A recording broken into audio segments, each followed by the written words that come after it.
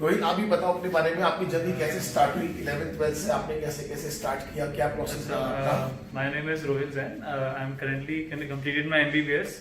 I'm completed my MBBS from Delhi itself, Vardhaman Mavai Medical College. And first of all, first मेरी journey as an 11th, I took PCB because मुझे maths की समझ में आती थी. So luckily I was here and there standing around and I met sir, and I was very happy and glad that I have a teacher and a mentor like him, because I think chemistry is one subject जो हर जगह काम आती है, and as a doctor in drugs and everything, chemistry की concept जो sir ने build किए हैं हर जगह अभी तक काम आ रहा है. And my journey has been absolutely amazing. I love being a doctor. I love working with my patients, and I hope all of you can join me soon for this amazing journey. अच्छा रोहित, आप ये बताओ, अब जो बच्चे exam देने जा रहे हैं, है ना, जो अब एग्जाम नीट का देने जा रहे हैं, उनके लिए आप क्या कहोगे? क्योंकि किस तरीके से फोकस होके एक अपनी मेहनत को अच्छी आउटपुट में कन्वर्ट कर सकते हैं. मेहनत तो बहुत बच्चे करते हैं, बट सब बच्चों का सिलेक्शन नहीं होता, ऐसी कुछ गलतियां कर जाते हैं. आप उन्हें क्या टिप देना चाहोगे कि मतलब कि वो जो उन्होंने पूरे साल मेहनत करी है उसको वो आउटपुट में कन्वर्ट कर पाए? बच्चों की एक बड़ी कॉमन सा है कि सर सिली मिस्टेक हो गई, सर सिली मिस्टेक हो गई, आता था क्वेश्चन पर मैंने सिली मिस्टेक कर दी. तो इसके लिए कोई कुछ आप कहना चाहोगे? क्योंकि अभी आपने पीजी वगैरह के एग्जाम दिए हैं, वहां भी आपने इस चीज को फेस किया होगा. सिली मिस्टेक से कैसे बचाना है? अच्छा, पहली बात तो सिली मिस्टेक करते क्यों है? सिली मिस्टेक का भाई एक फंडा है, जितनी प्रैक्टिस अगर कर लोगे सिली मिस्टेक नहीं होगी. अगर आपने सारी सिली मिस्टेक प्रैक्टिस में कर ली तो वहां पे आप नहीं करोगे. अभी जो आप सिली मिस्टेक 10 कर रहे थे, बाद में आप 5 करोगे, फिर 3 करोगे, फिर 1 ही हो जाएगी, और एक गलती तो माफ भी करते हैं. It's okay. मेन जो चीज है आपको अपनी प्रैक्टिस. मुझे याद है at the time I was doing any subject, physics chemistry वगैरह कुछ भी हो, मैं सर के पास जाके किसी के पास जाके पुराने पेपर निकाल के मैगजीन से, आईआईटी के पेपर, कुछ भी पेपर, मैंने नहीं कह रहा हाई लेवल करना है, मेरा गोल है नंबर ऑफ क्वेश्चंस. अगर आपके सामने से आपने हर तरीके का क्वेश्चन सॉल्व कर लिया तो सिली मिस्टेक क्यों होगी? एंड सिली मिस्टेक तब होती है when you are not confident. Confidence कैसे आएगा? You have to practice. मैंने पीजी एग्जाम के लिए at the end of my session I had completed almost 100 mock test of 300 papers throughout the year. I had completed 80,000 questions overall throughout the year. Total question 300 आते हैं. 80,000 में से every question was a repeat question except 3-4 question जो नया है. तो हमारा गोल क्या है? आप इतने क्वेश्चन कर लो कि आपके पुराने वाले रिपीट ही हो जाए. मतलब जो एग्जामिनर पेपर बना रहा है उसकी अप्रोच भी खत्म कर दो. एग्जामिनर कहां से बनाएगा पेपर? वो भी तो सर की बुक पढ़ के या कहीं से बुक पढ़ के अपना बनाता है पेपर. तो प्रैक्टिस करो एंड सिली मिस्टेक्स होंगी ही नहीं. एंड अगर मैंने क्या बोला, अगर आप फर्स्ट टाइम पेपर देने जाओगे और यहाँ प्रैक्टिस नहीं करोगे, एग्जाम एनवायरमेंट में उस टेंशन में आप नहीं करोगे, तो you will gate confused, you will gate nervous, and silly mistake तभी होती है. It's like driving a car. First time you will make mistakes. As soon as you practice, you are on road, you get confident, and you are a good driver.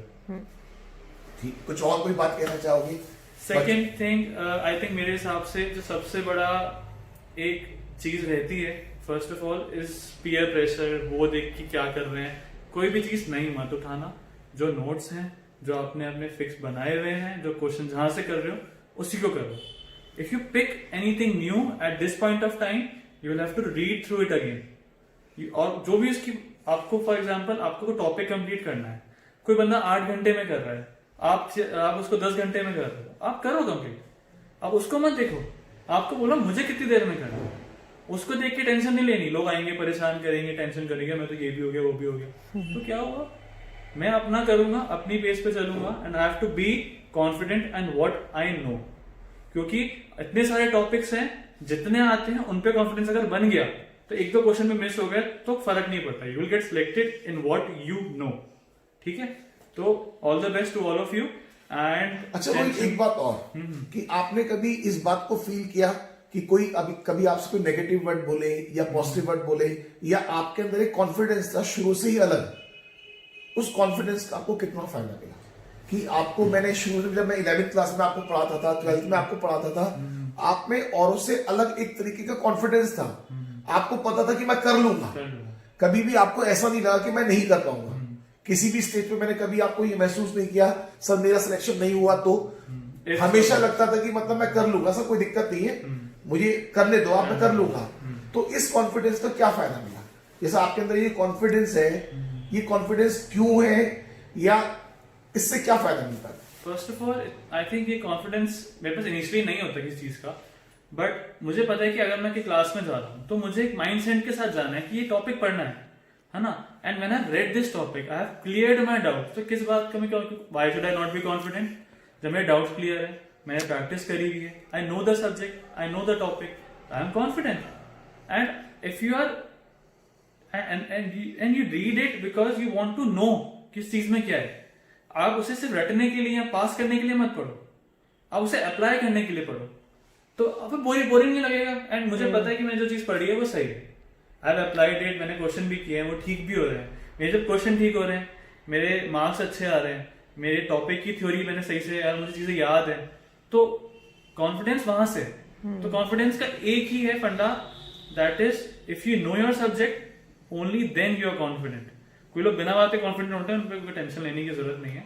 आप अपना subject पढ़ो, अपने question करो and unconfident रहो। And फायदा क्या है? I talk to my patients, they see me talking, they are ये डॉक्टर साहब को दिखाना है, एंड कोई भी चीज है, कोई भी प्रॉब्लम है, वो खुल के पूछते हैं। तो किसी ने कुछ भी बोल दिया, सेकंड ओपिनियन थर्ड ओपिनियन के लिए आते हैं, बिकॉज उनको पता है कि what I am telling them, मेरा जो एक फेस एक्सप्रेशन है, बात करने का तरीका है, या फिर वो हर जगह काम आता है। वो कॉन्फिडेंस इसीलिए है because I have read through everything, I have read it two multiple times.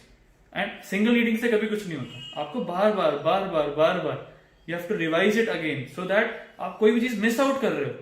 अगर आपको नहीं आ रहा, you not confident, okay I will go back, I will read it again and I will be confident again.